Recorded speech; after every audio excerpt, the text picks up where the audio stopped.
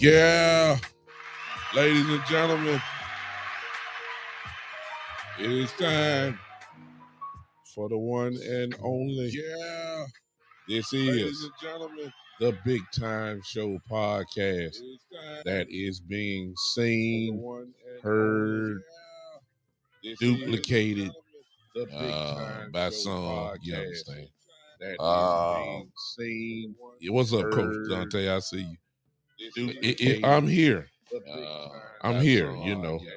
For those that may tune in to this in the different various platforms that this podcast is seen on, I don't talk about that too much. I might do that tonight. But definitely on Podbean, the original home of the of the Big Time Show podcast, as well as my second home, which is the Spotlight Sports Network of the YouTube page. I am on there as we speak, live and in color right now. I am on. What's up, Karam? I see you. I am on my personal YouTube page, which is the Big Time Show YouTube page. I'm of course on Facebook as we speak. On my personal page and the Big Time Show page, live now, of course, on Facebook as we speak. Nobody's ever got me from Telegram. I set it up, but ain't nobody never got on there, so I don't know. You say I got an echo. Okay, hold on a second. Nobody's ever got. Let me see if I got an echo. Yeah, I can see why. It should be down now. I should not have an echo now. Talk to me, Coach Dante. Did that take care of it real quick? Let me know. I don't like to sound raggedy on my stuff now, so y'all know. I'm sharing right now, just in case you're wondering. I hope that you would share with the podcast on the night as we talk about, obviously, a small, slight recap of the first preseason game that the Cowboys. What's up? What's up? What's up? How my Fred on here? I'm gonna speak to everybody in a second. I'm going to talk about the Cowboys' loss to the Denver Broncos, 17-7. Oh Lord, here we go. Here come the trolls. You know, I ain't gonna even say nothing. I got a show to do, son. I ain't got time to play with you. Here we go. All right, I'm sharing right now. Listen, let me speak to everybody on Podbean. Miss Ty's in the house. Saturday Night Smoke. What's up, brother? On Podbean, what's going on, man? Good to see you and good to hear from you tonight. Been a minute. Thank you. Okay, what's up? What's up? What's up, Smoke? Good to see you, brother. I'm glad to see you. All right, Karam, one of my best friends in the whole world is on here, even though he a troll. I ain't gonna even call his name, but y'all will figure that out as the show go on. Coach Dante, my frat is on here. What's going on, everybody? Exactly. Let's talk about it tonight. Let's deal with, first of all, now, of course, here's, for the first preseason. And first of all, we're not going to get crazy over preseason, y'all. Now, Cowboy Nation, most of y'all were acting like we just lost the Super Bowl. I mean, good Lord. It's preseason, the first game. Things are not going to be right. We didn't play nobody. We were playing, what's up, Key in the building? I see you. We were playing second and third strings the whole game. Of course, there still is somewhat of an expectation that comes along with that. But our Cowboy fans think we're supposed to win every game, preseason, postseason, everything else. So it just is what it is. And we think we ought to score 35 points and all that kind of stuff, even with backups. And anything that looks different than that, we got a problem. I'm going to go ahead and say this. I saw Tommy on here. Hey, Tommy, I saw you on here too. Okay. Let's go with this. It wasn't all bad. Okay. Let's just stop it. Okay. Let's just stop it. It was not all bad. It was not good either, but it was not all bad. This is from my eyes. Your eyes may have seen something different, and it's all good. Here's what I will say. I'll go individually. I'm not going to go collectively. Well, I guess I have to, but let me say this. Here's my positives. I like the way Rico Dowd played. Rico was our starting running back for the night. If you remember, Rico was hurt last year. He's good enough to be a backup running back in the league. He is. In actuality, he runs the ball more like Ezekiel Elliott than Tony Pollard does. He's a banger, and he has speed, and he had a pretty good game. He ran the ball well. I'm with him. He was good. Overall, y'all, and I'm coming to the obvious negative, but overall, the run blocking game was not that bad. It was not that bad. It really wasn't. It really wasn't. Once you look at the game stats, and you saw that everybody that ran the ball averaged over 4 yards a pop. Our three running backs, I mean, what else do you want? Everybody averaged over 4 yards a pop. All right. So let's kill it. Let's kill that. I'm just going over the positives. I'm coming to the negatives in just a second, because there were plenty of them, at least from my standpoint. So I was okay with the running game. That's what with backup linemen, backup running backs, et cetera, et cetera. Of course, Denver did not play their first team guys a lot either, all that kind of stuff. Just first preseason game. It wasn't a bad showing by the running game. It was not. Is that encouraging? I don't know, because see, Kellen Moore, we get happy when he see Dak Prescott out there, and he might throw the ball 40 times. So I'm not going to really hang my hat on that, because it's just the first preseason game. All right. I will say that. Another positive that I saw, I believe that Semi, forgive me if I can't pronounce his name right. Semi, I'm starting to like him. Look pretty good. Tolbert made a drop, but other than that, he caught the ball well. I hope that politics does not come into play when it comes to Houston. Houston translated what we've heard from training camp. He's translated that at least to the first preseason game. Our wide receiver, Houston, he looks good. I think he can challenge for some serious playing time rather early. I was cool with him. That was pretty good. All right, I'm good with that. On offensive side of the ball, Cooper Rush. You know, what are y'all expecting from a backup quarterback? I mean, he is a backup quarterback for a reason. You would think that he would be a little bit better, but I think it's unfair to judge Cooper Rush because he's playing with a second team and third team linemen. I mean, come on now. Nobody is going to look good.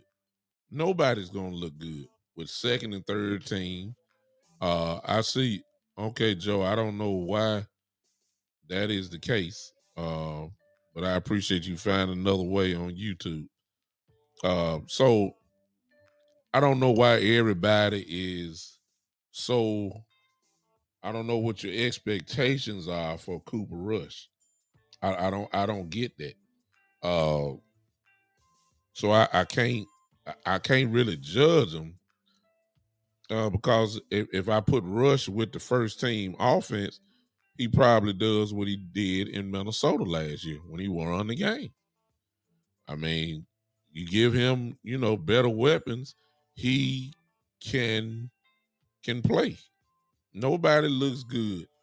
Her play, Josh Johnson. Yeah, but Josh Johnson, hey Marlon, one of my other best friends in the world is there. But Josh Johnson been in the league so long now. I mean, he ought to look all right.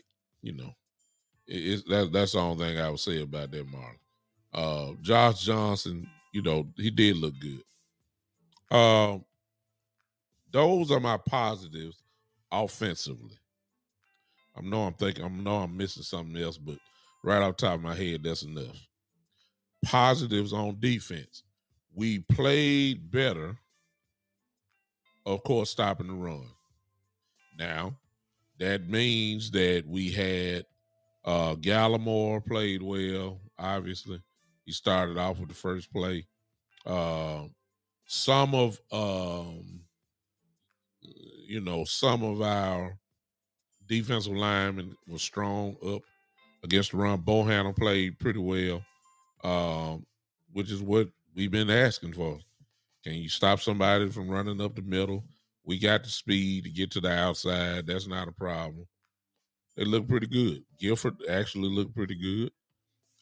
Those were the positives from that. Okay. Defensively, we played pretty good. Offensively, we couldn't really, they really couldn't. It was really an unbalanced game, and we all know the reason why, which I'll get to that in just a second. Defense on the field a lot. No question about it. But it is what it is. Let's go to the negatives. You already know. I ain't got to say it. Penalties. Hey, that's Coach Price. Marlon, you remember that? That's my Coach Price is on here. I don't know if you know Marlon, Coach Price, but obviously he does know you. So the obvious penalty, I had a serious problem. I had a serious problem with it. This is the reason why, y'all. 9 of those penalties. Oh, okay, Marlon. Okay. Coach Price, Marlon is one of my best friends in the whole world. What's up, Greg? Known each other for almost over 30 years. I played ball with Marlon, Coach Price. So we go way, way back. The penalties. 9 of those penalties, y'all, were pre-snap penalties. That's unexcusable. That you can't. I get the holding with everybody want to point out Tyler Smith, and the same. He's gonna have a problem this year, and the reason why Tyler Smith is gonna have a problem because he comes in with a reputation. And you remember what he did at Tulsa with he led the country in holding penalties. And he comes in with it. So referees are kind of looking at it. One of them, I can't say it was. The other one, he just drove somebody to the ground, man. And they called it on him. So he has a reputation already coming into the league. Refs are going to be looking at him, and don't be surprised, y'all, if he don't have even more penalties coming up. I wouldn't be surprised. But I love his drive. I love the way he come off the ball. He's physical. He's hitting people. That's what you need to see. They got all the way up to September to get the coach that little part out of him. I'm good with Tyler. Y'all make, I ain't for all that. The pre-snap penalties, though. This is a recurring problem that has not been fixed. Whether it's second team, third team, whatever. The first team did it last year. The pre-snap penalties are killing us, man. And we got the same coach. We got the same offensive coordinator. And we got the same problems. See, at some point, y'all, we're going to have to start calling things as it really is. We have a problem with the same coach, with the same offensive coordinator, and we getting the same penalties. And it'll be one thing I don't care what year it is, if it's the same problem, just a different year, it's something there. I mean, we can't keep acting like and kept saying, well, it's a new year, like Coach McCarthy said, it's a new year. Can't really tie it up to that. Yes, I can. Yes, I can. Because if a culture is set with a problem there and the problem still exists, then you're knocking your head against the wall. And it's the same problem. So it's something there that, we got coaches who's coached the game. Coach Price is here. Marlon Haynes, my friend, is a coach. It's something there that does not have to do with the tape. It's discipline, as some of you were saying in the chat. It's just something there. Pre-snap penalties are a no-no. That's the same thing we had last year. So that is a gigantic negative on offense, obviously, for me. I think we had 17 total. 9 of them were pre-snap penalties. That is ridiculous. Okay. That would kill drives, obviously. That would take points off the board, obviously, at least put you in a position. That is a serious problem for me. I'm quite sure you guys were frustrated with it as well. Defensively, negatives. All of my Nahshon Wright fans,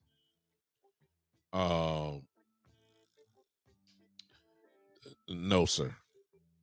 Now, here's the funny part. Here's the difference between a pretty decent cornerback, and a good cornerback. Here's the funny part. Nahshon Wright was not getting beat. He was not. He just wasn't making the play. He was there. I mean, he was there. I mean, if you go back and look at the game, he was right there. He just didn't make the play. And that is the difference between a first string cornerback or even a number 2 cornerback, even a number 3 cornerback, and a 5th cornerback. Because Nahshon Wright, in my opinion, didn't do anything to close the gap. To me, it's going to be hard to break that first 4 anyway. I mean, look, Diggs, Anthony Brown,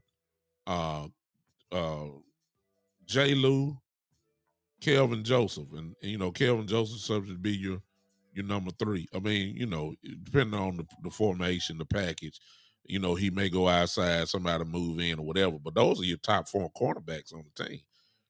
Nahshon Wright didn't do anything to close the gap. He's my 5th corner right now. And if you saw the game, you understand why he didn't close the gap. And I'm not saying he's trash. I'm just saying he didn't do anything to close the gap because they were going at him. They were going at him, and he did not make. He made one play. I do remember that one play when they tried that little comeback route, and Nahshon was there. It looked like he picked the ball off. That part, I give him credit for that. But other than that part there, he got cracked all night. They were going at him. Bland was a positive. I forgot about him. He played well. The negatives on that part. So I am going to say this. We're suffering that linebacker, as we already knew. We already knew that. The depth is not good. That's because a lot of our guys are injured already coming into the season. And I'm convinced at this point. Offensively, here's the big thing overall. Offensively and defensively, here's my take. Yours may be different, and it's cool. Here's my take. In certain positions, other than obvious quarterback, I know that we don't have the depth that we think we have. Oh, Coach Price, I don't give Luke Gifford credit. I mean, I ain't all right. I ain't Coach Price. We ain't depth wise. We ain't right. Gifford should look good. He's been in the system a long time. Well, not Dan Quinn says he's been a Cowboy a while. He's got a few years under his belt. I give him credit, Coach. But we can't afford too many injuries in certain spots. We can't. We can't. If we have some spots, we're gonna be in real trouble. We are. We are. Oh, one more positive. Jake Ferguson. Love it. And thank you, Stephen White. Let me kill this right quick, y'all. A lot of people kind of split on Josh Ball. Let me tell y'all something. Josh Ball was pretty good in the running game offensively. He was pretty good. He was knocking people around. I thought Guilford did play, Coach. Am I wrong about that? I see what you said. You said he didn't play. Who was that other guy? I forgot. I thought it was Guilford the whole time. Y'all forgive me for being absent-minded. But Josh Ball. Now, this is the reason why y'all can't go off on Ball too much. Because a lot of y'all based what y'all were hearing and seeing based off what he did in the practice. Well, if you're going against Bradley Chubb, come on now. Then he's going against Michael Parsons and D-Law in practice. I mean, come on, y'all. Okay. Come on, y'all. Come on, y'all. Come on now. Come on. I mean, can y'all be fair to my guy? He's a mauler. I particularly like that part. So, again, we had a few. It's the first preseason game. The sky didn't fall in. Overall, I believe we look better than what most people give credit for. I do. We can build on a few things. The penalty part is a, sooner or later we just got to come on and say that we got a real bad. I don't know if the word is culture, but all I know is we have the same problem that is carried over again. And it's got to be something there. I don't know what it is. I don't know. But it's something there. Yeah. It is uh it's kind of is it culture? Is it teaching? Is it it's something there. Is it Joe Philbin? I'm not saying it is. I'm saying it's something there because I have a consistent problem. It's got to be something there, and it's something that we're not seeing necessarily on tape. It's something there. I mean, obviously it's on tape because you get the penalty. I'm just saying something for this. They're doing some type of teaching, some type of emphasis and practice and film study, trying to correct the issue, but the correct is still there, and it's just not starting. It's been there. So I don't know what that is, and I'm quite sure in a few minutes when I open up the phone line, I'm quite sure that I know Coach Price dying to get in here in just a minute. And maybe Marlon may want to pop in after Coach or whatever. But it's something there that's almost stuck to us. And it's got to be broken because the penalties will take points away or put you at least in a position to take points away. We've got to do better. And we got to get that. We got to start knocking this down rather quickly.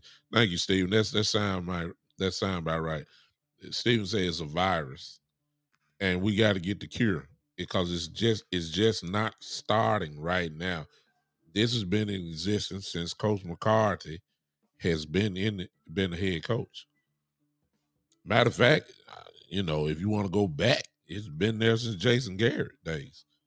Can y'all remember all the pre-snap penalties we used to have? I mean, pre-snap penalties. It's just not good. So, what K say? Parsons, Cox, LV seems good to me, to be honest. I get that Barr plays off the edge a lot, but big time, what are you saying that I'm not? You gave me the starters. They are good. They just didn't play the preseason game. Oh, I'm confident in those four, Kate. Oh, I no doubt about that. I'm good with that. I still got to see Cox though. I know what LV is. LV is, I ain't too high on LVE, not me. But that's a pretty good foursome. But we ain't seen it yet.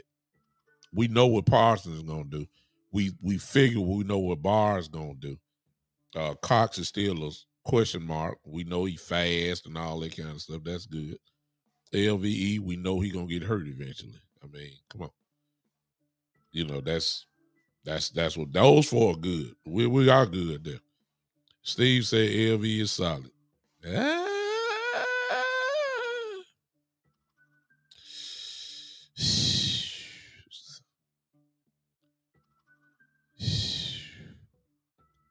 I don't know about that. LV is injury prone. And I can't blame him when you have the injury that he had. You kind of it's just hard when you start talking about neck issues. So he's not. He had that great first year, but after that he's been struggling. So overall, we look better than what people are giving us credit for. I don't even want to talk about Ben DiNucci. Good Lord. I mean, he looks better than he was. Let me just say that. He looks better than what he was. I'll get at the Ben DiNucci. He looked better than he did last year. I'll give him that. Yes, Kate. Oh, it's no question. No question about that. We're ready for that. We're ready for that. I'll give you that. The linebacker group is fine. I just didn't see him for the first preseason game. Defense looked well overall. All right. So I'm not trying to kill our team. It's a preseason game. It's the first game of the year. Nothing to go completely cuckoo over. However, that area of the penalties, especially the pre-snap penalties, that is horrible. It's horrible. And it's been consistent with us. And that's the part where we have to we got to get that better quickly. All right. All right. I know this is gonna be a short one for me tonight. Let me hear your thoughts. I see most of them in here, as I said before. Let me hear your thoughts now. You see the call-in line there, and Podbean is open. We ain't gonna be too long with it tonight. It's wide open. Let me see. As I already knew, Coach Marv is on the way. Let's see here. All right. Let's see if you're in here. Coach?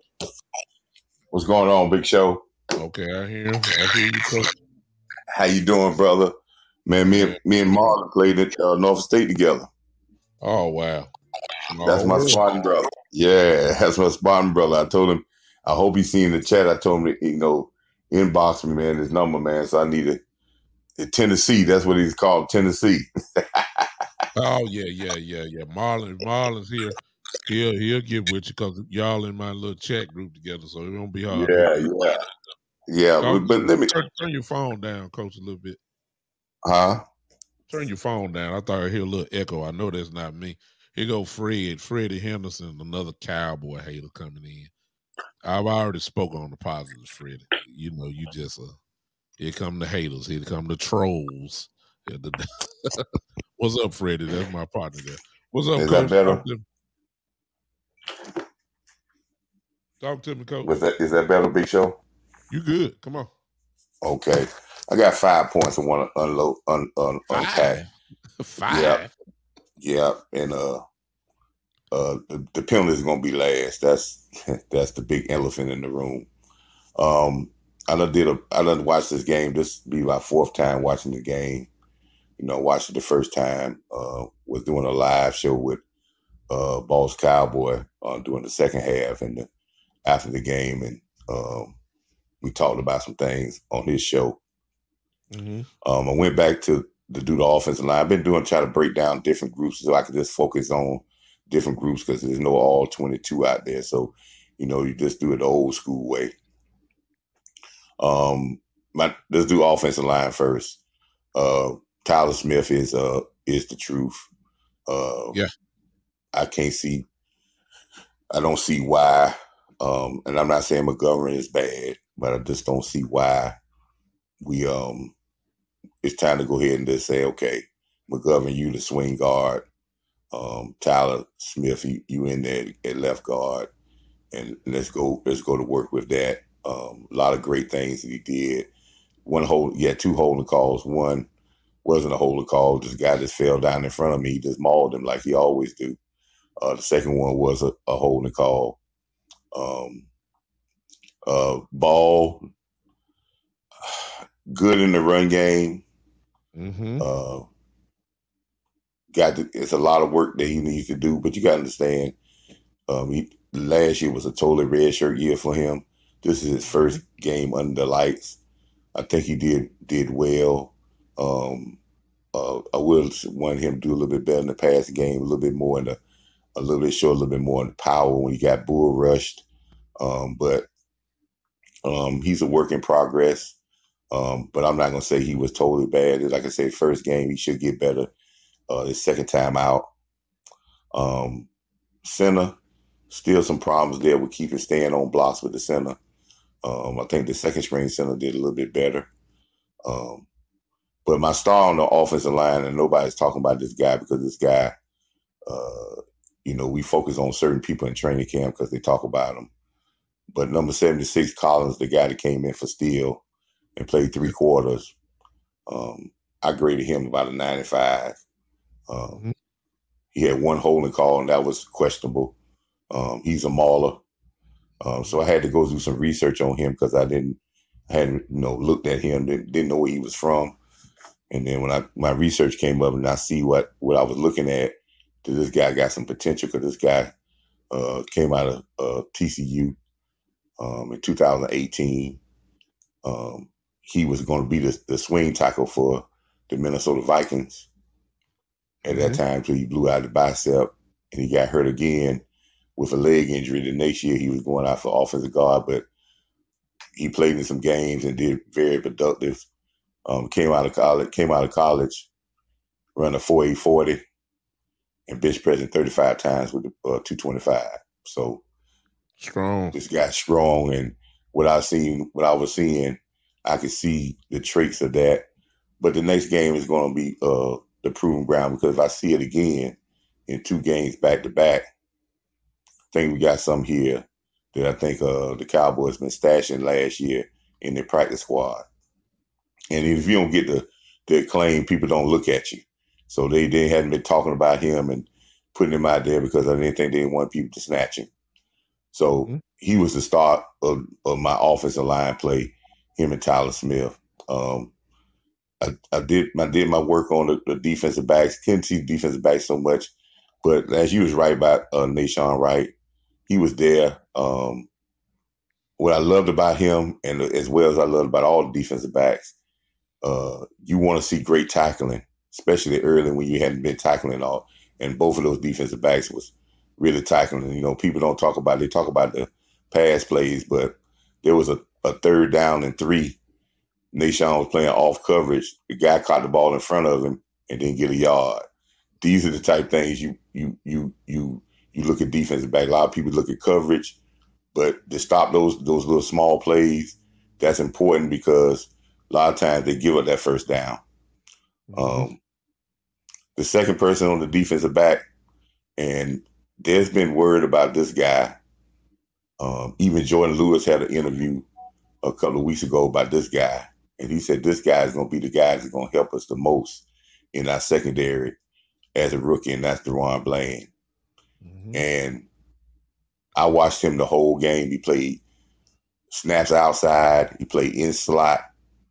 This kid is good. Yeah. I see why Jay Lue's saying that, because I believe this guy's a possibility. Jay Lue gonna have to really be on his P's and Q's, really. And when Jay Lue says this, you know, when he talking about a rookie and you see the guy playing your position, you say these things. This guy has got speed, got long speed, and he's very physical. Didn't miss no tackles. Very good performance. Looking for him to improve, but they've been high on him, and he's been doing well. Another great pick by Will McClay. Yep. Next one, linebackers. Now, I totally disagree. I just did my fan work on linebackers. Outstanding job by the linebackers. Gifford didn't play. It was all rookies and free agent picks out there. The guy they got from Texas, he started the game with number 50.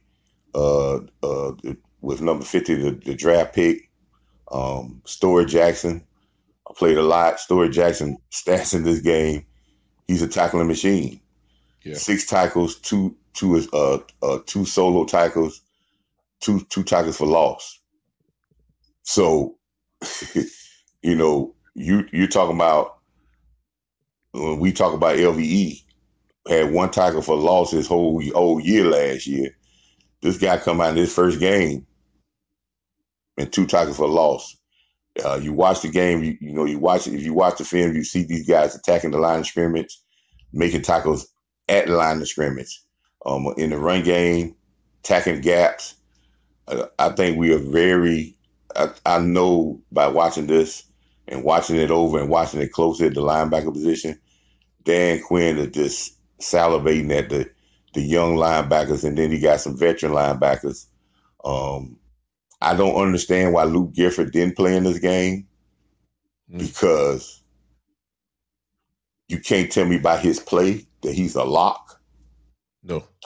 He's not one of those guys that, we're going to leave our locks out the game, because if I was Luke Gifford and I watched this game, and I know he watched it as a defensive player, you better get on I would feel very, very uneasy you better about get on my the field. job. Yeah. You better show up. These guys are more athletic. They're aggressive. Story had a couple of good, solid hits on pass slants came in, and he great hits. He's a hitter. Sams came in the game, number 53, the guy that had from the practice squad from New England. In the second half, I think he had about 6-7 tackles, and he's a hitter. Man, you watch the game, you watch it carefully, and this is something, sometimes we watch the game, we watch it with the commentators, and if they don't say something, we don't observe it. That's why when you watch film, you can see certain things when you focus in on certain things. Yeah. These guys are hitters. I like the way they tackle. Very good tackling performance. I'm not even going to talk about the defensive line. I think all the defensive line did well. We got a multitude of defensive line. It's going to be the only person that did do as well was Carlos Watson. Didn't play as aggressive as I wanted him to play. I think he's on the boat. I think he's on the boat to be cut. Because I don't think he played better than Tristan Hill. Tristan Hill had a couple of pressures plus a tackle for loss. So anytime you have defensive linemen have tackles for loss, that's a pretty good play. So this performance, like I said, player-wise, I think it was a very good showing. It's something you have to dig into and look at. Sometimes the score is not indicative of what's going on. Plus, I think we had a Denver telecast on the game. So they gave a lot of point of view from the Denver side and not from the Cowboy side. But I think it was a very good thing for the first game. But like I said, they didn't hit too much. So this is their first time under the lights. We should see, hopefully we see improvement next week. So I think we'll be okay. Mm-hmm. Now, the elephant in the room, penalties. Mike McCarthy started out his first press conference of the training camp and said, we are a disciplined, gritty, fundamental football team. I had some questions about what he said because you can't talk about what your team is before training camp started. Only thing you could talk about what you were last year, and we saw last year in some cases they wasn't gritty, they wasn't fundamentally sound in some cases, and they didn't show discipline. So he should have said we're gonna try to formulate that type of team. Pre-snap penalties of people out there. That's just concentration and being disciplined. Jumping off sides, illegal motion, illegal formations. Those things have nothing to do with nothing but your own concentration, because you've been lining up in positions. You've been knowing about pre-snap, not moving before the ball snap, getting into formations since you've been playing Pop Warner football. Yes, sir.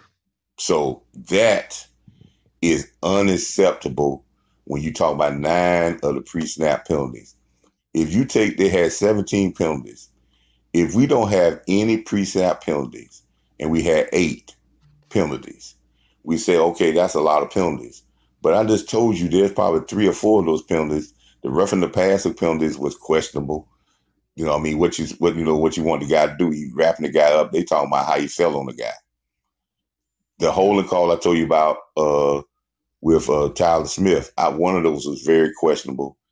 You're looking at 5 penalties, and there may be some other ones that was physical penalties that you have some gray area there.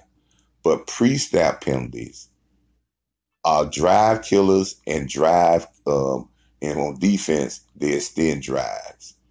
One of the pre-snap penalties cost us 3 points by jumping offside on the field goal. Mm-hmm. One of the pre-snap penalties cost us to go from a 4th down and 1 to a 4th down and 6, and then we turn the ball over.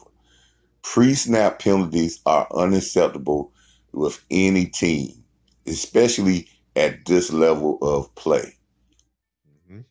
So that's what Mike McCarthy has to straighten out, because those things are just concentration blunders. And when you have that, it becomes contagious.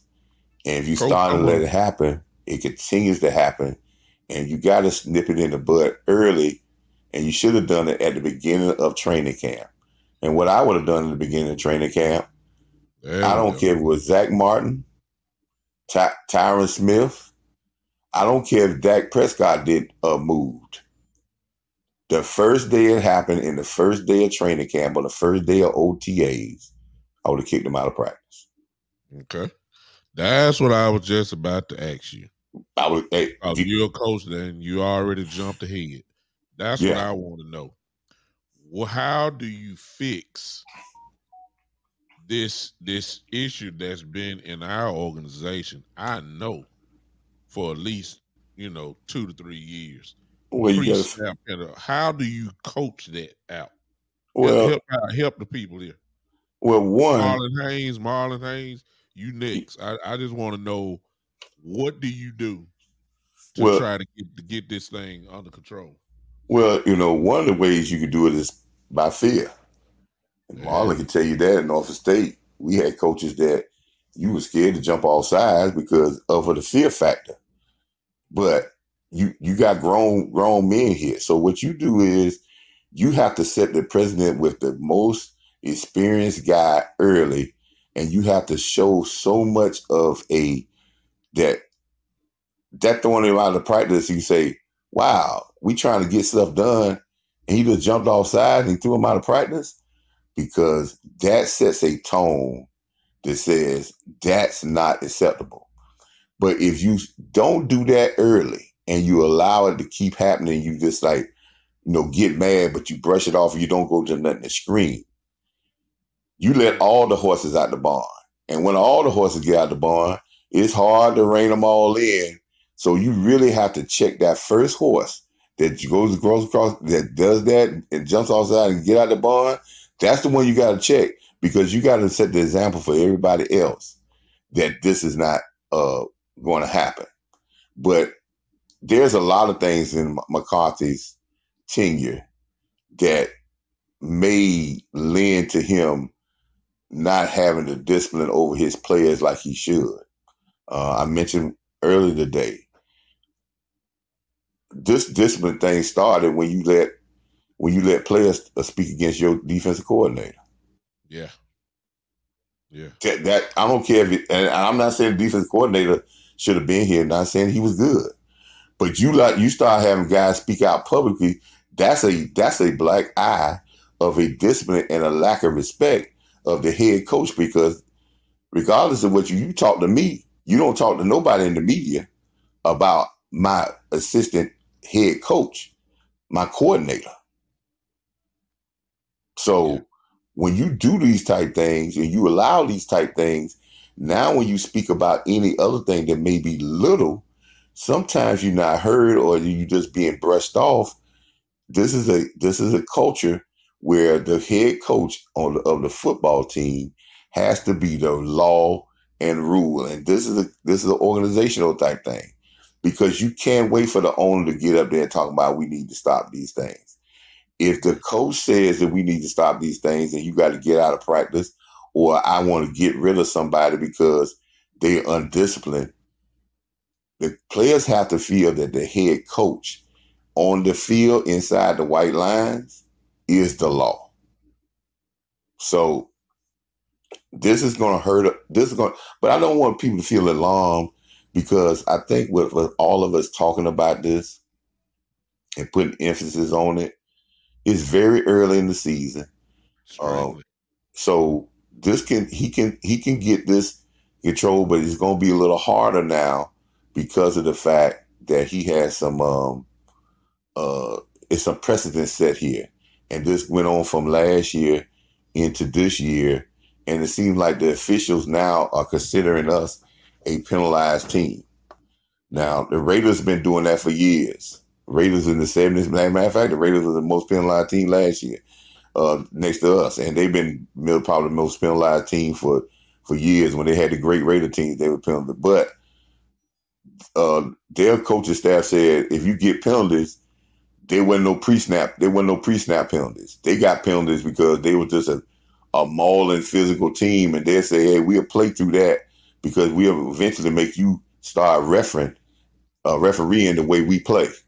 So, but pre-snap penalties, people, that is not no. I could take a holding call because a guy learning. I could take that, but I can't take a guy jumping off sides. I can't take that you're not lining up properly. I can't take that the tight end is on the ball and the receiver's on the ball and the tight end's on his side and he's on the ball and that's a illegal formation. I can't take illegal motion. Those things, jumping off sides defensively. I just can't take those type of penalties because those are just lack of concentration and paying attention to details. So that was my Big Show. That was my observant. Big Show, if you go back and look at it, I wanted to make sure we understand the linebackers played well. I can't understand why Luke Gifford is going to still be on this team, but I know he's probably will be. I have never seen. I don't think Luke Gifford, when he played in preseason, he had over 6 tackles. So we got guys coming in here the first time out the box. And I hope Cowboy fans don't look for splash plays when you're looking to see a guy's performance. Because if you're looking for splash plays, you might be looking a long time. But the consistent play, doing what they need to do, being physical, and sometimes the commentators are not going to call everything that they do well. But when you observe it, you can see some good things doing well, man. But like I said, I always say, Big Show, I appreciate your show. I appreciate the platform that you give everybody to change the narrative that the big shows out there, the big letter networks be trying to put out there, and shows like yours change the narrative or get to discuss the narrative so we can get in the right way. And I appreciate the opportunity of talking with you, brother. Appreciate you, man. Thank you so much, Coach Marv. Thank you so much. All right, y'all. That was Coach Marv, as usual, who has plenty of golden nuggets that we can all glean from on that. I was listening to him, and then I want to ask y'all this, and this really wasn't in my notes or anything like that, but it's hard to change stuff when you don't have no authority. And that's what I want to kind of tag in on that. I just don't think that Coach McCarthy really has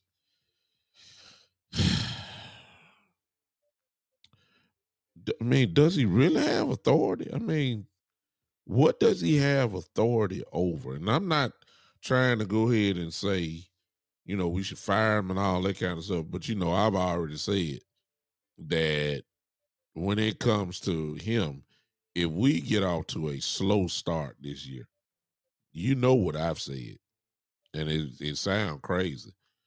I've said that he won't make it to the bye week because somebody's going to start getting the blame. It's just going to be too much fire on McCarthy, Dak. Those will be the main two. You'll hear the narrative. They'll say Coach McCarthy just they'll start saying what I'm saying. They're saying, well, he really had no authority. He can't implement change. You're gonna hear the narrative about Dak, of course, because they're already saying it. They're gonna say, he got $40 million and he got to be able to carry the team, but he can't carry the team. Somebody gonna get the blame. I already know the question about that. If we get off to a slow start, Dan Quinn, who the players love, is already on this team. And I'm telling y'all, I've been saying it for a while. If the Cowboys get off to a slow start, there's going to be so much heat that is going to be a change. I just feel like it already. Everybody talking about Sean Payton, but I just can't, Sean Payton, number one, is going to want way too much power, stuff that Jerry Jones won't give up. Y'all forgive my screen. I don't know what is going on with it, but y'all just have to bear with it.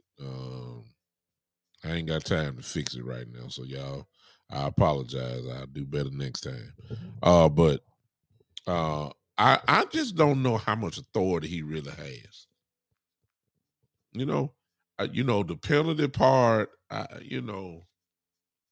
What Coach McCarthy, what Coach Marv said earlier about putting fear into them, that works.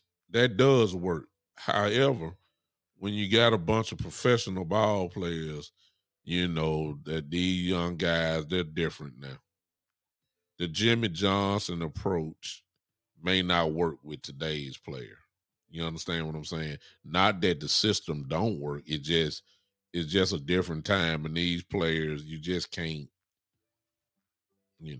everybody, I ain't calling them soft, but they're a little bit more sensitive these days. Can I say it like that? I'm not saying, Coach Price said Dan Quinn would not take this job. I think that he would take the interim job, Coach. I don't think he would take the head coaching job for next year. I'm just saying if something was to happen to McCarthy this year, I believe Dan Quinn would take over the job for just the rest of the year. That's what I was saying. I'm not talking about next year's coach and all that kind of stuff. I wasn't saying that.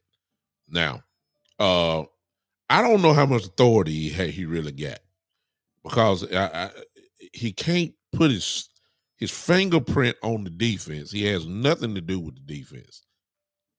We all know Quinn has that lock, stock, and barrel.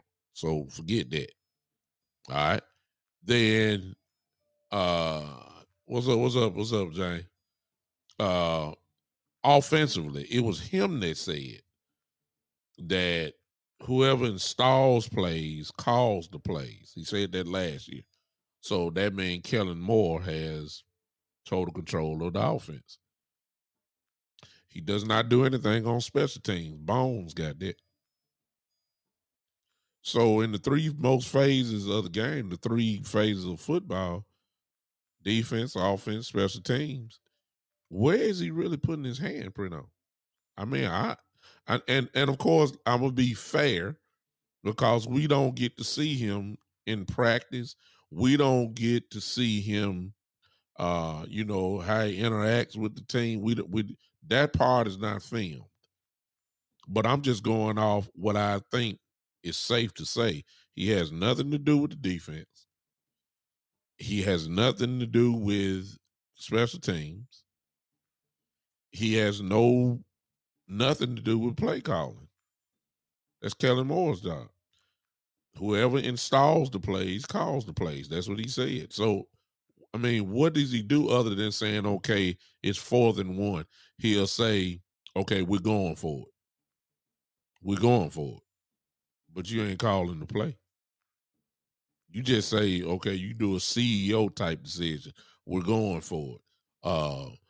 Can we go a block punt here? Can we go after him on special teams here and try to block the punt? I don't know if they come from Bones or him. I don't know.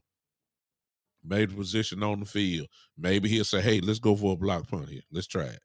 Maybe he does that. I don't know. I know he ain't saying nothing on defense. There ain't no question about that. So does he really have the authority as a head coach really should? Or is he just like a guy like me, just got a headphones on? I'm not saying he doesn't have any input. You'd be crazy not to say that. I'm just saying I don't know. I don't know what authority he really has. I don't know who I just don't know. I don't see it. I don't see his imprint. Most head coaches have imprint on their team. Most coaches have imprint on it. You can't tell me the imprint that Coach McCarthy has on this team. When I say Bill Belichick, okay, he got his hand. His imprint is on their defense. You see what I'm saying? You know that. You know when I say Andy Reid, Andy Reid, his handprint is on that offense. You see what I'm saying? You see the difference? When I say Coach Mike McCarthy, it's like, what is What do you do? And so then we get into this slight puppet syndrome that we have that that's been on the Cowboys organization for a while. I'm trying to figure out, what does he do? I don't know. So if he doesn't have the imprint, the imprint, then when it comes to the penalty part, what really does, I don't know, what is he doing? I don't know if it's Coach Philbin who has more of an imprint. I just don't know. I just don't know. So he has no authority, not to me, not to make that kind of imprint that Coach Price was talking about, that Coach Marv was talking about, that you can coach it out, you can put fear into the, I hate to go back, but I'm just saying, Jimmy Johnson put fear in these guys. You can see his imprint on the team. I mean, the list of coaches go on and on and on. You know what they brought to the table. His best attribute was his play calling. That was Mike McCarthy's best attribute. He don't even get to do that here. So if you take away his best attribute, what good is he? His best attribute as a coach was his play calling. He got a ring on his finger, being an offensive coordinator that won a Super Bowl, and he was a head coach. He was the play caller. That is his best attribute. Being a CEO is not his best attribute. He does not get to call plays here. So what is he good for? That's all I'm saying. I don't get it. All right. So, I'm sorry. Calling line is open again. Let's hear somebody else. Marlon, are you on here? If you're on here, I'd love for you to call in, get your coaching perspective as well. Anybody can call in real quick. It's right there. +1 803 960 3584. Call from. All right. Who is this? Is this Coach Marv again? Yo. One quick nugget, Big Show. One quick nugget to hone in on what you're talking about the fear. And I hate to go back myself, but Dallas is a different breed with all the mega attention, all the showboating that goes on here. It's the biggest stage in NFL. So you have to really rein players in Dallas and have the respect in Dallas because they got so many other distractions. But I'm going to go back to two coaches. Jimmy Johnson. Everybody remember the famous thing about the asthma player, right? Mm-hmm. Everybody remember when the training camp, he came and the guy said he got asthma, he can't run. He threw him off the field, so he go over to the asthma field, and he was gone. Mm-hmm. Everybody remember the John Roper thing when John Roper fell asleep. They got him as in a trade, though he was, probably going to be a very good player for them. He fell asleep in a meeting. He was gone. Mm-hmm.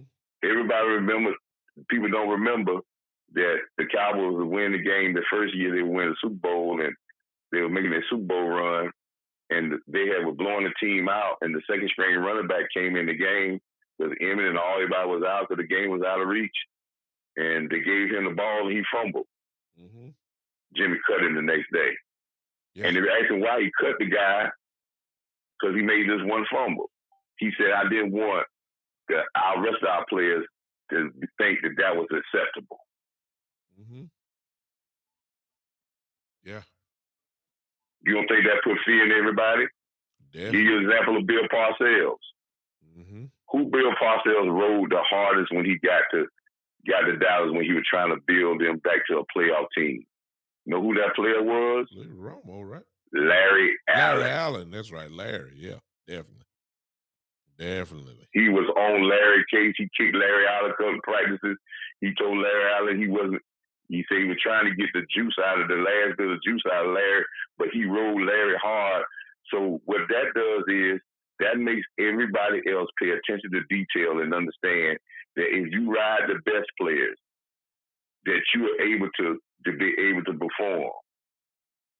Yeah. These are the things you have to do. You have to set those examples early, because that's the way you get the attention of everybody in the room. Yeah. And like I said, the first person to jump off sides, the first person who got a penalty, if you preach about not having penalties, if you come in this practice that you got against San Diego, they got two practices with San Diego. I'm quite sure the officials are gonna be there. Mm-hmm. And I will tell the officials, be very good in all your calls.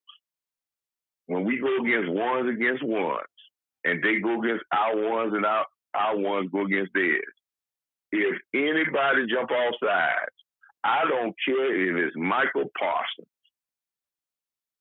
I'm gonna get on him, and he got to go. Yeah. Yeah. And I'm gonna make sure that everybody knows that that's not acceptable. Now, am I putting Michael Parsons out of a real game? I'm not crazy to get rid of Michael Parsons in the real game or cut him from this team, but I got to make sure that when I tell my team I don't want pre-snap penalties or crazy penalties, that means everybody. And if I start with the top of the head, the rest of the body will follow. Love it. Appreciate you, Just Coach. as plain and simple as that. Love it, Coach. All right, brother. Appreciate you. All right, ladies and gentlemen. Again, I believe that is just the God's honest truth. But only thing that I would say about that, as far as what Coach was talking about, Mark McCarthy don't have that type of gumption. Let me put it that way. He just don't. That's not him. I think that's obvious. So that will work. He's just not that. He don't present himself. I'm not saying he's weak. He just don't present himself as that type of guy. You know, like a Mike Tomlin type guy. Mike Tomlin has it. Mike Tomlin has that type of persona, if you let me say it like that. I believe he does. But I really got stuck on there because it make you wonder, you know, I think the term a figurehead kind of applies here. You know, I just don't know the effect really, or the imprint that he really has. Now, I'm not saying he's trash. I'm not saying he don't know what he's doing. I'm not even saying he's not a bad coach, because, ladies and gentlemen, look, we won 12 games last year. It's hard to win 12 games in this league. It's hard. It's hard to get double-digit wins in this league. McCarthy did that. The COVID year, it was just rough. We didn't have our quarterback as well. So, the first year, I can't really judge him off that. I really can't. When he got his quarterback back, we put 12 wins up. We didn't win nothing, but, other than the division, but, 12 wins is 12 wins. So it's not like he don't know what he's doing. I'm just saying his impact is limited. Can we just say it like that? His real impact is limited. +1 I got somebody else calling. Let's see who this is. Call from Eastside. Who is this? Hey, somebody from Texas. Hey, what's going on? What's up? Hope this is a Cowboy fan. I don't know who it is, but when you say Texas, oh nah, this ain't no Cowboy fan. This a realist. This a realist. This Eastside Harold, man. Eastside I just Harold. had to christen you. Yeah. What's up, Yeah, man. Do you still feel good about your team after what you saw? I mean, tell me. You feel that star, that silver and blue? Say it again now. You still feel good about what you saw? That star, that silver and blue. You still feel like they're putting a good product out there on the field? Oh well, I mean, we don't judge preseason. Now, if you ask me that question when week 1, week 2, I have a different answer for you. But right now, we're not. I think you already know what's gonna happen week 1. With you talking about with Tampa? Oh, we're gonna win. Oh yeah. Yeah, we're gonna win that game. Pretty much. Yeah, we're gonna win that game. We're gonna win that game. Oh yeah. Oh, you got some Casamigos over there or something? No. We're gonna win that game. We're gonna hit Brady. Especially since his linemen are hurt and gone. Center and both guards are gone. He gonna get pressure all day long. We're gonna knock him off his spot. And we all know what Brady is when he gets knocked off his spot. That's the game plan. I could already tell you that already. We're gonna win. Yeah. We're gonna win. Yeah, that's the game plan. But sometimes things don't work out like that. Well, it sounds good. It's obvious. It sounds real good. It does. It's like what Mike Tyson said. Everybody has a plan till they get hit in the mouth. I agree with you on that. I just feel real confident on that one. But Eastside, you first of all, let's get this straight. Since you want to come on and you want to be a Cowboy hater because you definitely want. Oh no. First of all, being disrespectful, sir. Let's keep it respectful. Okay. Respectfully asking, then, what is your team?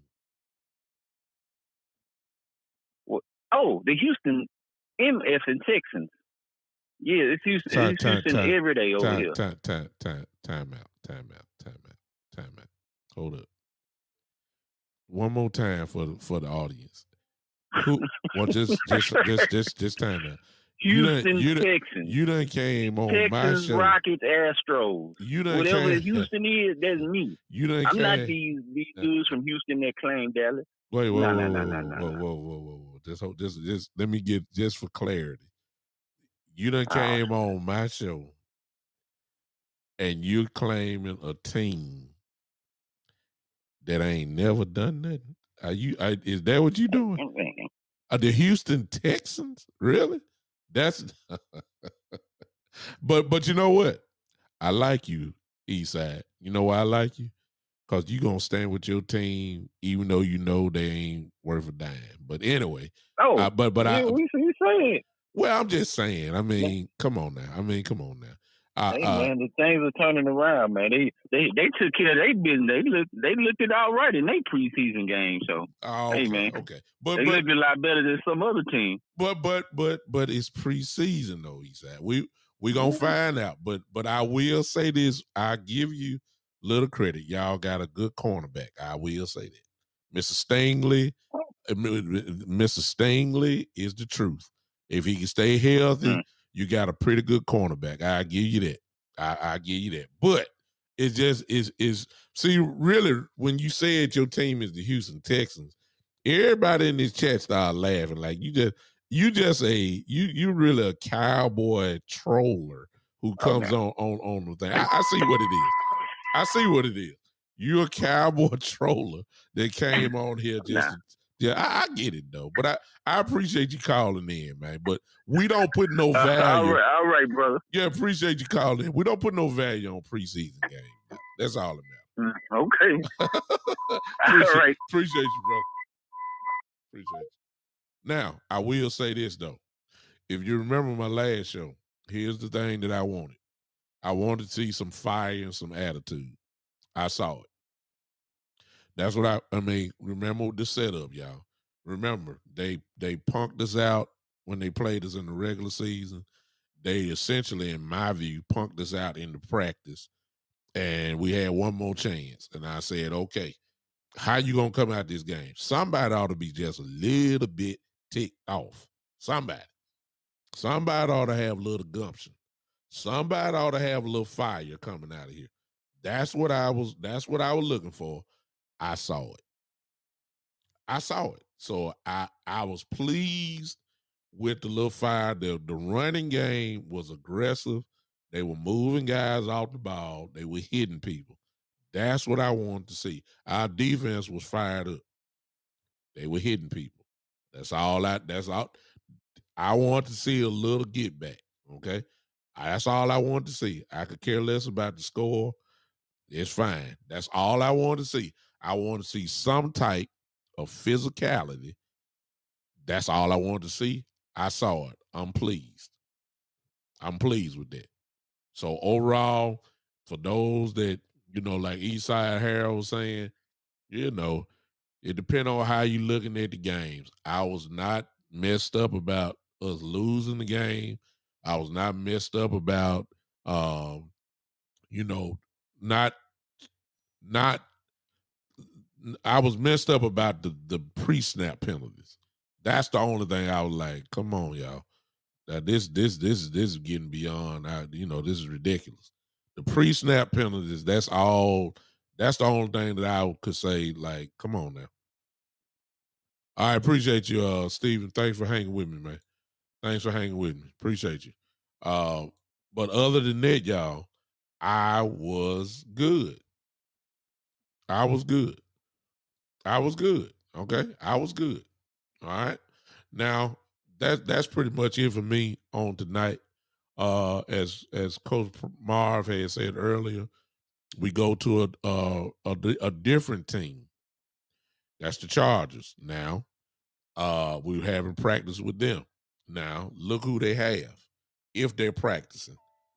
Khalil Mack, Bosa on the other end, Derwin James in the back. Okay, you know their defense is stacked. They spent the money, they got it. So for y'all upset about Ball getting beat on pass coverage, well, I mean, you about to go up against Khalil Mack a little bit. Hopefully our first team gets some work done. Um, let me say this, and y'all can say what you will. Let me say this, and I guess I'll close with this. Tyron Smith already hurt, man. Good God, I mean, come on, y'all. I mean, we know he gonna get hurt. It's not a matter if, it's when. And I mean, God, come on now. Already an ankle injury. Already an ankle injury. Already. I mean, come on, man. And it could very well be precaution, but God Almighty, man. Can we get to at least week 2 before Tyron Smith, we start saying he's hurt? Can we at least get to week 2 before we say all that? I mean, good God. I need to work. That's why Tyler Smith is getting to work over there, because it's just, I hate to say it, but it's almost like Sean Lee. It's not if, it's when. Like, it's just a matter of time. So let's let Ball get to work. Let's get him ready. Tyler Smith may move outside, whatever, but let the guys go. Let the guys play. Let the guys get beat. Let the guys try to catch up with that speed playing left tackle. Let's let them get it, because it's bound. It seems like it's just a matter of time before they're gonna be in the game anyway. I mean, Smith is just, God bless the brother. I mean, he's Hall of Fame, left tackle. But come on, y'all. He is really he's really having a issue. Is no question about that. One last thing, because I've seen it in Cowboy land, and I'm gonna definitely close with this one. Roquan Smith is out there.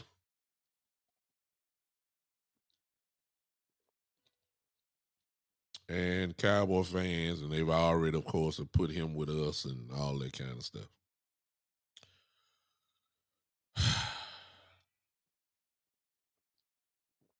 I would love to have him.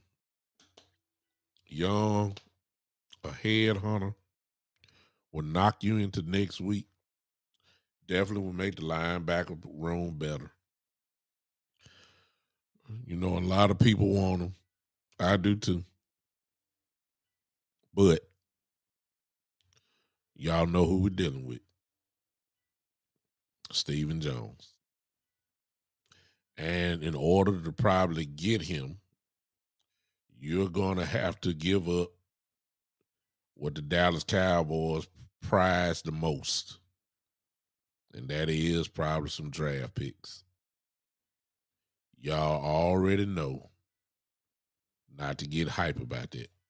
Y'all know that. I don't know. Let's not get hype about this because it's going to require, if you are to get it. I mean, the only reason why we got Andy Barber because he came cheap, if you want to call it that.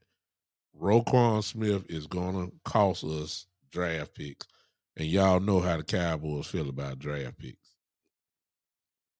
Y'all know that. So if I were y'all, you know, don't even get hype about that. Yeah, it would be a good move. We'll be solid there, you know, all that kind of stuff. But you know what they're gonna try to do. They're gonna draft and develop. They're gonna wait on the kid that we drafted from LSU for next year and go ahead and roll with that. They're not going to. I don't think they're gonna do it. Yeah, we got it, Kate. To be honest with you, to answer your question, Kate, I really believe that Stephen Jones is trying to be the salary cap champion of the world. I believe that he's going to get a belt for it, like the WBC boxing championship belt or WWE championship belt. You know, I really believe that he really feels like that is some type of award being given for being to have the biggest salary cap, you know, that you can spend, because he ain't spending no money. So I that's what I feel about it, Kate. All right, I'm done tonight. I hope y'all halfway enjoyed this little recap with me. Overall, again, it's not as bad as we think. It was pretty decent to me. Other than the 9 pre-snap penalties. I didn't like that at all. All right. Tomorrow night, if you are up, I'm supposed to be with West Coast Cowboy again tomorrow night. He goes on at depending on what part of the country you're watching me from. Let me see. He's 2 hours ahead of me. I'm Memphis time. So if he's 8 o'clock in California, it's 10 o'clock here in Memphis. If you're in Texas, it'll be 10 o'clock as well. So it just all depends on what time you're watching it. But I have to believe I'll be on with him on tomorrow night. If you want to come hang with me, and you know how West Coast is, it's gonna be a pretty big crowd in, and we'll just try to go in there and see what add our 2 cents on to whatever it is that he wants to talk about. As far as I'm quite sure we'll be talking about this, the recap of the game and all that kind of stuff. So hopefully you guys can, you know, stay up with me and come hang with me. I'm gonna have to talk to West Coast. Good Lord, I'm a little older. I can't. Good God, man, I can't stay up like that. Coach Price, they do my own Lakers show. Yeah. I was thinking, yeah, I might do it on my own. It's coming up again, so I hear you, Coach. I'm thinking about it, but y'all come hang with me. I'm gonna talk to West Coast, man. This good God. I'm a little older. I can't. I look after 9 o'clock, man. It's hard. I ain't what I used to be. Man, I could stay up to 3, 4 in the morning, get up at 6 and be good for the rest of the day. You know, I'm from the Army, so I'm not used to sleeping a whole lot of hours in the first place. So, you know, that's just how I'm wired. But God Almighty, as I got older, it's like, man, look, when the sun go down, I'm like, oh, I mean, my God, I can't do it like I used to. So I'm gonna talk to Wesco. He got me up. He the only guy I do it for, man. Like starting to do a podcast show at 10 o'clock at night, man. This ain't the late show. I mean, this, for me, this like prime time. I'm on with I'm on with the Tonight Show and stuff. Like, come on now. But I do it for my brother. I appreciate West Coast, and I don't know who he's gonna have on there, with him. But last time it was me and Boss Cowboy and West Coast and Gary there. So anytime you add Boss Cowboy and West Coast together, two of the hottest in the game, and yeah, yeah, and then you add add me in there, and, it's gonna be some fire now. Y'all know that. So tune in tomorrow night with West Coast tonight, and I believe I'll be there. But if not, just go support my brother anyway. Even if I'm not on, I think I know I'm on. But whoever's there, just let's support each other. Support Ball, support Law Nation, support Big Game James, support West Coast, J Tuck, all these guys who are doing an outstanding job. BJ Nix, all these guys, man. These guys are super. And I'm just glad to add my 2 cents in and, on their platforms. And I'll be bringing them here on mine. Again, I think me, Boss, and Law did a show together with Coach Simmons, and that was flat out awesome. So I'm gonna bring these guys back, bring West on here, and Coach Price. Coach Price got his own segment in my show. I'm gonna start calling it the Coach's Corner. Coach Marv got his own section on here. So got to bring him in and let him get a piece of the pie as well. So hey, everybody's doing well. Let's support each other. Previous to that, I'm trying my best. I haven't done my Seeking Clearer Thoughts podcast. For those that do not know, I do my religious podcast as well on Tuesdays. Most of you know I'm an assistant pastor here in Memphis. I do that podcast as well. It's based from my book that I wrote. I have a book that's out, Seeking Clear Thoughts, 60 Days of Reflections, and I've pretty much built my podcast, at least that show, based off the book that I wrote. So if you're interested in that, I'll be on tomorrow night at 7 o'clock Memphis time, 7 o'clock Central. Tomorrow night, it may be 8 o'clock, it may be 7 o'clock, but I'm pretty busy tomorrow night, especially with West Coast. So y'all come hang with me. It is not on Facebook. It's pretty much on Podbean, Podbean. You have to put that app on your phone. It's a free app. I'm gonna type that in. I'm typing that in now. Podbean is right there. You have to download that to your phones or your computer, and then search out the Big Time Show / Seeking Clear Thoughts. That's all you have to do, and just follow the show as that. I'm seriously thinking about putting it on Facebook as well. I'm thinking, why not? I'm thinking about doing it. It just hit me right then. So tune in. It'll be on my personal page. It won't be on the Big Time Show Facebook page, nor will it be on the YouTube page as well. It'll be strictly on my personal Facebook page if I do that. So if you're not a friend of mine on my Facebook page, personal, why don't you friend me now? My name is Douglas Lewis Brooks Jr. Douglas Lewis Brooks Jr. Again, Douglas Lewis Brooks Jr. I guess I may need to type that in. I see you, Lee. It's on Podbean. It's right there on your screen now. All you got to do is download that to your phone, and search out the Big Time Show / Seeking Clear Thoughts.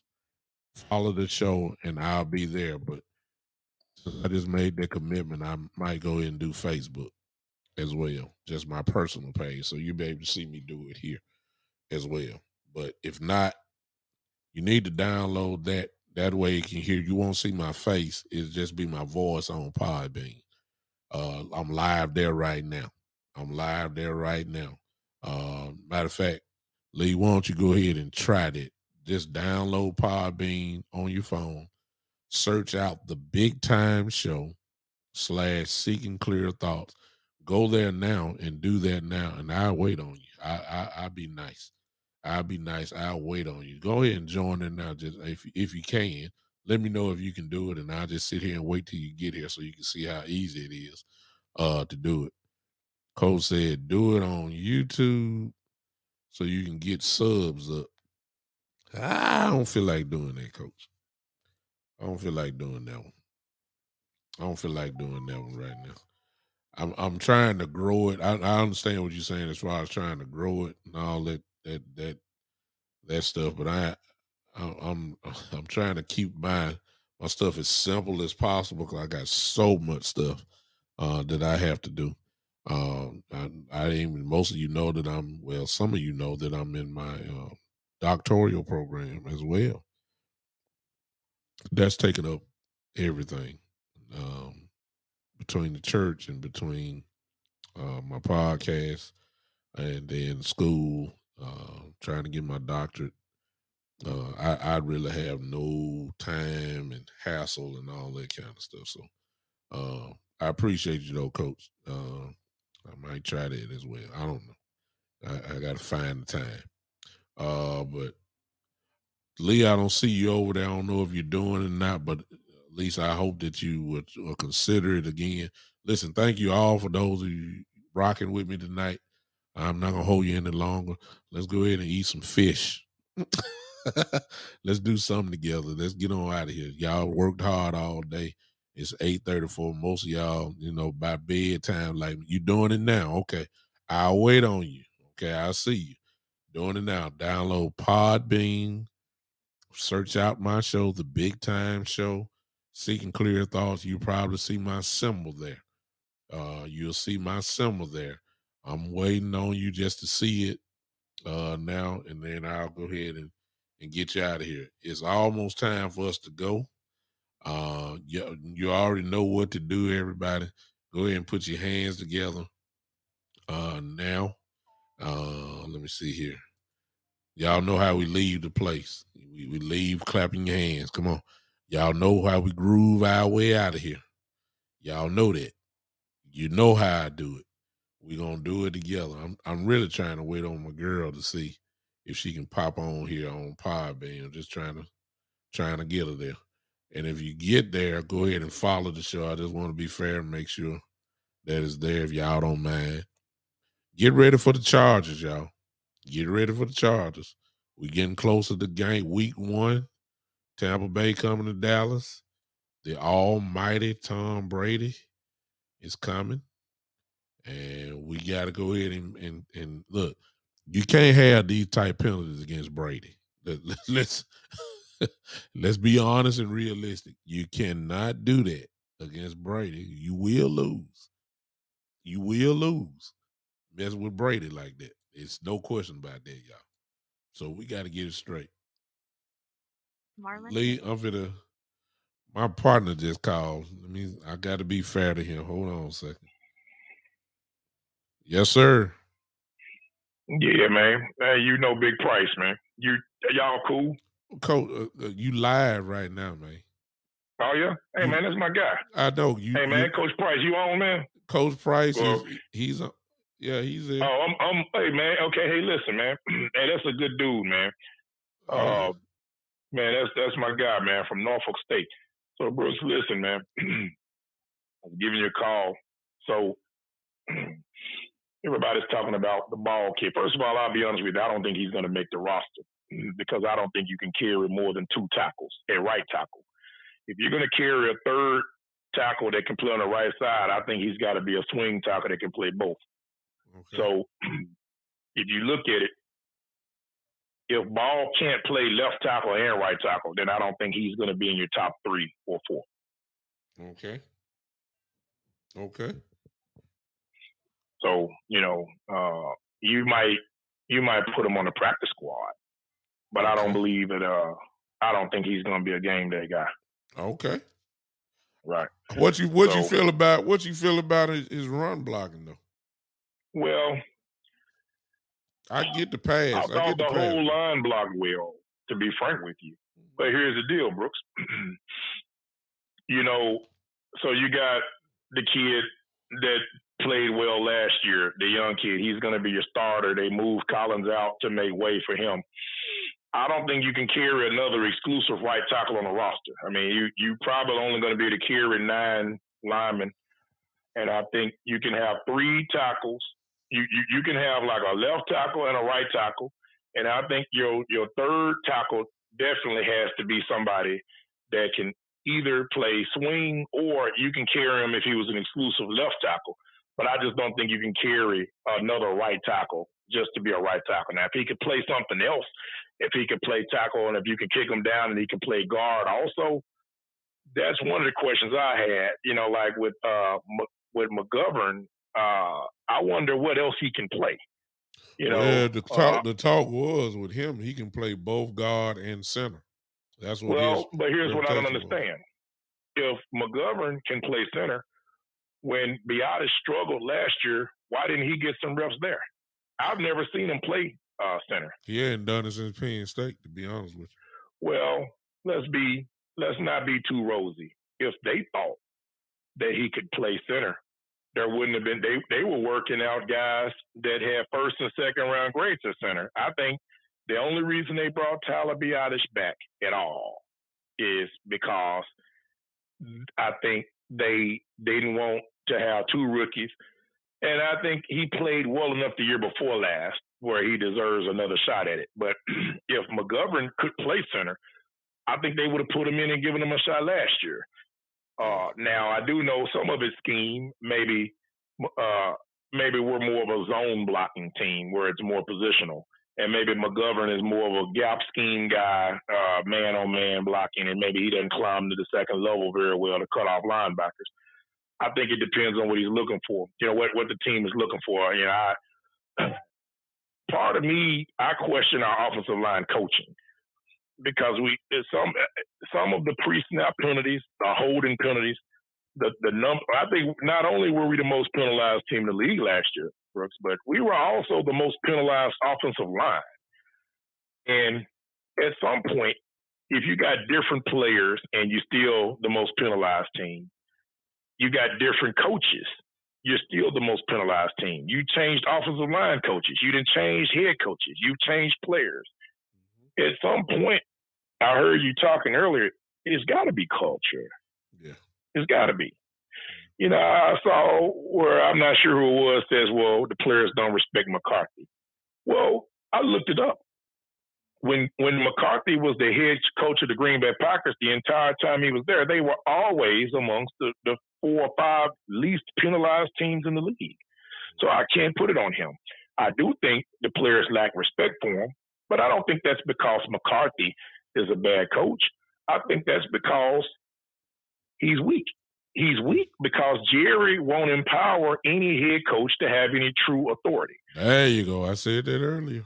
Yeah, so if you think about it, all right, if McCarthy is in the middle of a game and he's dissatisfied with the play calling, what can he do? Nothing. That's why I said I don't. Yeah, I do think, the players don't respect him, but nobody will respect you if you ain't got any authority. There you go. Yeah, exactly. That's all I got, bro. All right, hey, Coach Price said he inboxed you his number, so I don't know if you done checked that out or not. You know what? I apologize. I walked away from my phone. Let me look at it now. I was helping my daughter with her math homework, so let me, Price, I'll give you a call, man. I think, I see where you messaged me your number. We need to connect, man. Yeah. I'm in South Carolina all the time.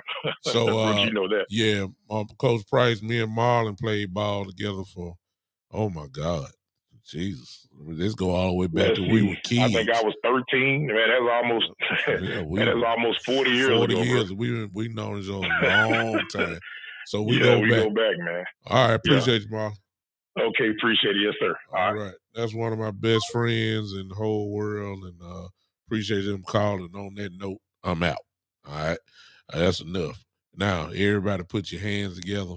We'll see you on possibly tomorrow. Well, tomorrow night at some point. I'll be doing both of my shows. Well, one show, the podcast, or Seeking Clear Thoughts podcast, and then I'll be on with West Coast tomorrow evening as well.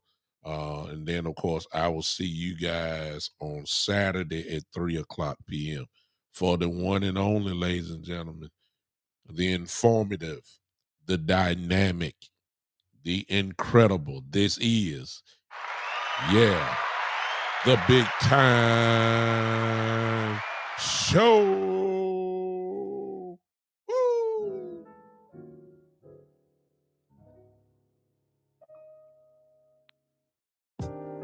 Marlon.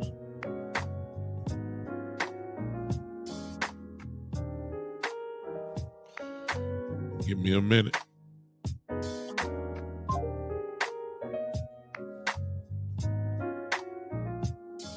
Yeah. I wish y'all would clap your hands. I mean, don't leave me. I know it was a long show. A lot of coaching perspectives. You know. But go ahead and clap anyway. Come on. Woo!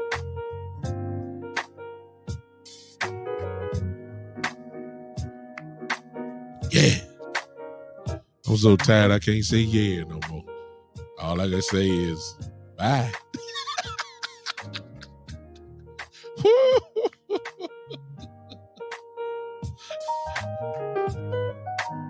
We'll see you.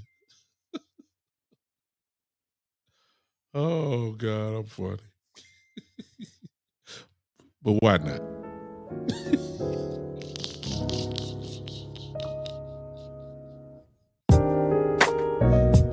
I mean, y'all might as well. Come on, we here, we might as well. Ain't it nice? This is. Yeah. Bye.